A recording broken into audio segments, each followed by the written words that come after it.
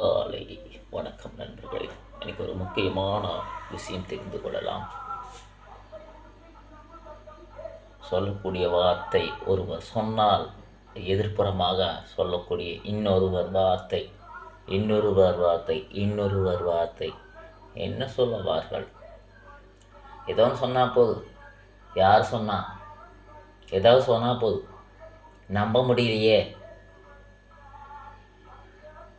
அவன் நம்பாடி பரவாயில்ல, அவனை நம்ப முடியலையேங்கிறது அவனை ஒருத்தர் பார்த்து செய்கிறத பார்த்து ஒரு வியப்பை பார்த்து ஒரு அதிசயமாக பார்த்து பார்க்காம பேசாமல் தெரியாமல் கொல்லாமல் எதுவுமே அறியாமல் எதுவுமே புரியாமல் சொல்லக்கூடிய வார்த்தை இல்லை.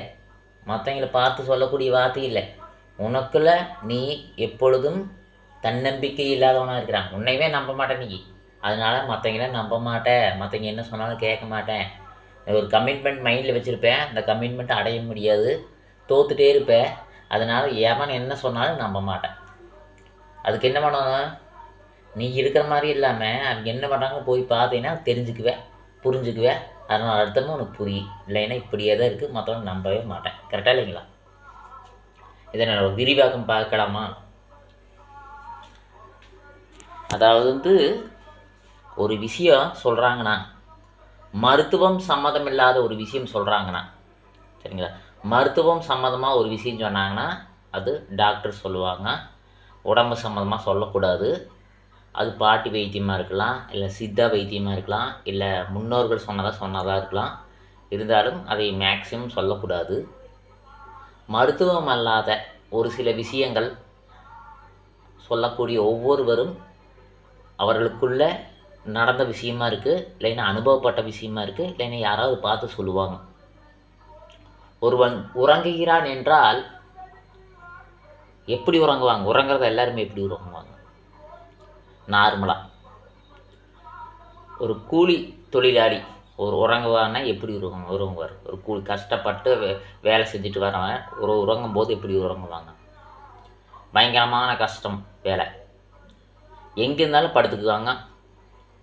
உடல் ஓய்வு, உடல் அசதி, அதனால் படுத்துக்குவாங்க. ஒரு பாய் இருக்காது, தலையணை இருக்காது, வெறும் நேரத்தில் மேல் சட்டையும் கூட இல்லாமல் படுத்துக்குவாங்க. அவ்வளவு டயர்டு. ஒரு மூட்டை தூக்குறதாகட்டும் ஏதோ ஒன்று இருக்குது வேலை. இந்த மரமரப்பு ஒரு சிலருக்கு தப்பான ஹேபிட், ட்ரிங்க்ஸ் பண்ணிவிட்டு அந்த வலி தாங்காமல் ட்ரிங்க்ஸ் பண்ணிவிட்டு படுத்து உறங்கலாம். ஒரு சிலர் அப்படி உறங்கலாம். கரெக்டுங்களா? ஏன்னா அந்த மாதிரி யாராவது பார்த்துருப்பாங்க. அந்த மாதிரி ஆட்கள் அவங்க கஷ்டப்பட்டாலும் மற்றவங்களோட மனசை கஷ்டப்படுத்த மாட்டாங்க. மூட்டை தூக்குறாங்க, வெயிட்டு தூக்குறாங்க, கட்டட வேலைக்கு போகிறாங்க, மிஷினை தூக்குறாங்க, அதை தூக்குறாங்க, இதை தூக்குறாங்கங்கிற கூடிய அவங்க உறங்கும் இடம் வெறும் நிலம். மேல் சட்டை இல்லாமல் படுத்துக்குவாங்க அசதியால். கொசு கடிக்குதோ என்னவோ எது இருந்தாலும் அப்படியே தூங்கிட்டு இருப்பாங்க. அது என்னென்னா கஷ்டப்படுறாங்க, அதனோட ஓய்வுக்கான உண்டான நேரம். அவர்கள் யார் மனதையும் ஒருபோதும் கஷ்டப்படுத்த மாட்டாங்க. இது தெரியாது நிறைய பேத்துக்கு.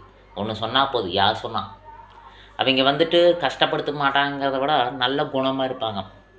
நல்லா படிச்சிருக்கலாம், நல்லா படிக்காமல் அறிவுரையே பேசலாம். இப்படி சாமி இப்படி சாமி நிறைய பேருக்கு அட்வைஸ் சொல்லலாம். ஒரு ரோல் மாடலாக இருக்கலாம். யாராவது சொன்னால் நம்புவாங்களா? யார் சொன்னால் அப்படின்னா நீ போய் நேரடியாக யார் கஷ்டப்படுறாங்களோ, ரொம்ப கஷ்டப்படுறாங்களா, எங்கே கஷ்டப்படுறாங்களோ, ஒரு மார்க்கெட்டாக இருந்தாலும் சரி, ஒரு கட்டட வேலையாக இருந்தாலும் சரி, எங்கே கஷ்டப்படுறாங்களோ அங்கே போய் அவங்கள பார்த்து தெரிஞ்சுக்கணும். தெரிஞ்சுக்க மாட்டாங்க.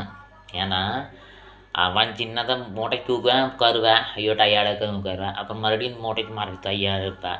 ஒரு சிலர் சொன்னால் வேலை சொன்னால் செய்ய மாட்டேன், எங்கே ஓடி போய் உட்காரலான்ட்டு இருப்பேன். அவன் மேலே நம்பிக்கை இல்லாதனால மற்ற எவனையும் நம்ப மாட்டேன். ஒன்று அதான் யார் சொன்னா அப்படிம்பாங்க.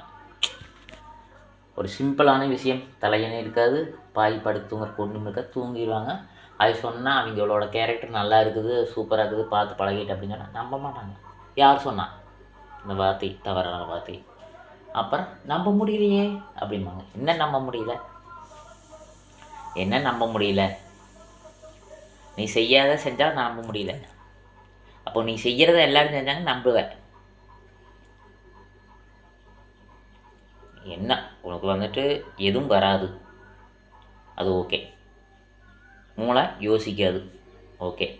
எவன் செய்கிறதும் எல்லாம் செய்கிறதையும் பார்த்து பார்த்து ரசிக்கிடுவேன், ஓகே. புதுசாக செய்கிறதுக்கு உனக்கு திறமை இருக்குது, அதை வெளிப்படுத்துறதுக்கு உனக்கு ஐடியாவும் இல்லை. அதை வெளிப்படுத்தினா எவனாச்சும் கேவலமாக மோசமாக பேசுவேன்னு சொல்லிட்டு வெளிப்படுத்த மாட்டேன். நீ மற்றவன் வெளிப்படுத்தினா அதை கேவலமாக பேசுவேன். அப்போ உன் புத்தி என்ன புத்தியாக இருக்கும்? அது நம்பிக்கை இல்லாது, கரெக்டுங்களா? உன்னோட புத்தி என்ன புத்தியாக இருக்குது, அது நம்பிக்கை இல்லாத தனம் கூட. எப்பவுமே எவனாச்சும் புதுசாக வெளிப்படுத்தும் போது அது வெற்றி மருமா பெறாதா அப்படிங்க நீ தீர்மானிக்கக்கூடாது. யார் அதை பார்க்குறாங்களோ அவங்க தீர்மானிக்கணும். நான் தான் பார்க்குறேன், உனக்கு நம்பிக்கை இல்லைன்னா விட்டுரு. உனக்கும் உண்மையான நம்பிக்கை இல்லை, சரியா? அப்போ நீ விட்டுட்டு மற்றவங்க என்ன செய்ய பார்க்குறாங்களா பேசுகிறாங்கன்னா அதை பாரு. ஒருத்தவங்ககிட்ட போய் பேசுறது முக்கியம் இல்லை, ஒருத்தனை பற்றி கேவலமாக பேசுறது முக்கியம் இல்லை. நீ எந்த நிலையில் இருக்கிறேன்னு ஃபஸ்ட்டு பார்க்கணும். ஒன்று, ஒரு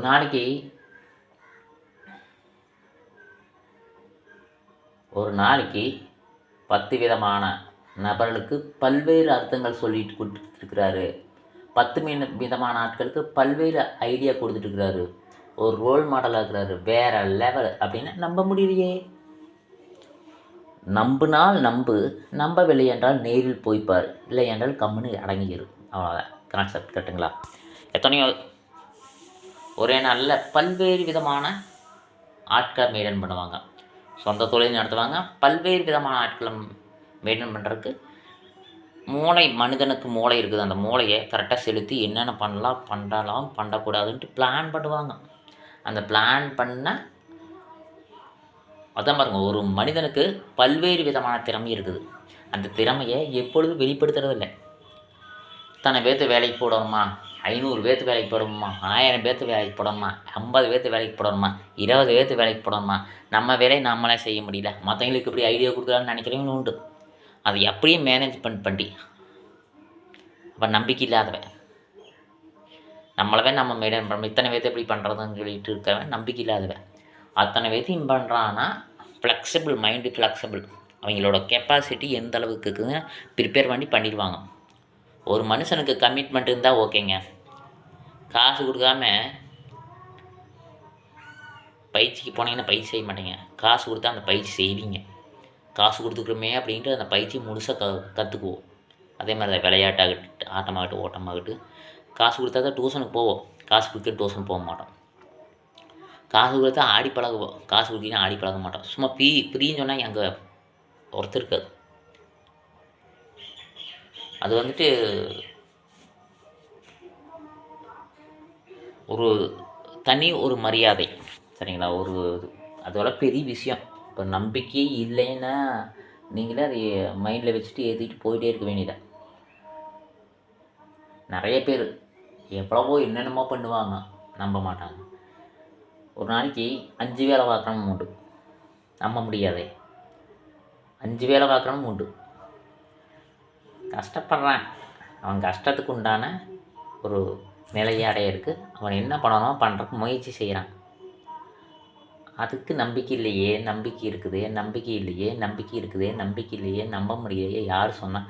இதை கேட்டு கேட்டு அழுத்தி உங்களோட மூளையை கழுவி நீங்களே ஊற்றி நம்பிக்கை ஒன்றும் இல்லாத ஆளாக கடைசியில் அரைமேண்டலாக அரைவாசியாக 75% ஒன்றும் தெரியாமல் ரோட்டில் ஓடி உங்களை 4 பேர் காரி துப்பி வீணாக போய் வெட்டியாக போய் ஒன்றுக்கும் பிரயோஜனம் பண்ணாத கேவலமாக பார்த்து வீணாக போனான்னு சொல்லிட்டு ஒன்றுமே மதிக்காமல் பேசுகிறதுக்கும் உங்களை மைண்டில் வைக்காமல் ஒரு ஓரமாக ஒதுக்கி வச்சுட்டு போயிடுவாங்க. அவ்வளோதான்.